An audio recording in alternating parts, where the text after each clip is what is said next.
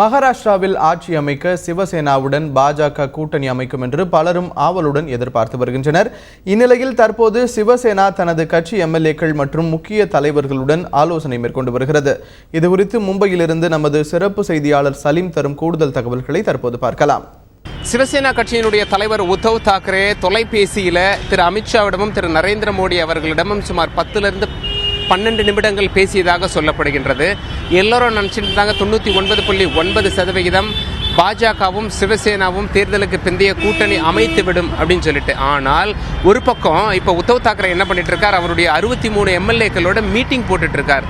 என்ன கேட்கலாம், பாஜகவிற்கு சப்போர்ட் கொடுக்க போறோம், பாஜகவிற்கு நாம சப்போர்ட் பண்ற நிலையில என்ன கேட்டு பெற்றுக்கொள்ளலாம், மந்திரி சபையில இடம் கேட்கலாமா அல்லது துணை முதலமைச்சர் பதவியை கேட்கலாமா அப்படிங்கிற மாதிரி ஒரு பக்கம் மீட்டிங் போயிட்டு இருக்கு.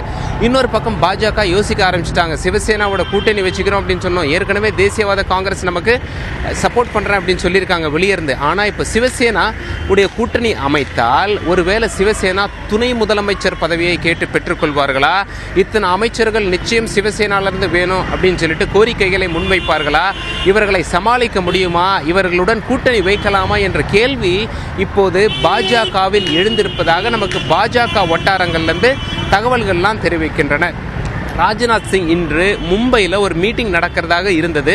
பாஜக முக்கிய தலைவர்களோடு அடுத்த முதலமைச்சர் யார் என்று தேர்வு செய்வதை பொறுத்து. ஆனால் அந்த மீட்டிங் கேன்சல் அப்படின்னு சொல்லிட்டு ரத்தாயிடுச்சு அப்படின்னு சொல்லி சில வதந்திகள்லாம் வந்தது. பட் இருந்தாலும் பாஜக என்ன சொல்றாங்க, இல்லை நாங்கள் எடுத்த முடிவு எடுத்ததுனா ராஜ்நாத் சிங் இன்று முடிவெடுத்து விடுவார் யார் முதலமைச்சர் அப்படின்னு சொல்லிட்டு. இதற்கு நாங்கள் சிவசேனாவிடம் ஒப்புதல் வாங்க வேண்டிய அவசியம் இல்லை அப்படின்னு சொல்லி பாஜக வட்டாரங்களில் தகவல் தெரிவித்திருந்தாலும் மகாராஷ்டிராவின் அடுத்த முதலமைச்சர் யார், பாஜக சிவசேனா கூட்டணி அமைத்துக் கொள்வார்களா என்று ஒரு பெரிய குழப்பம் மகாராஷ்டிராவில் எழுந்துள்ளது. மும்பையிலிருந்து தந்தி செய்திகளுக்காக கேமரா பர்சன் பிரபுவுடன் சலீம்.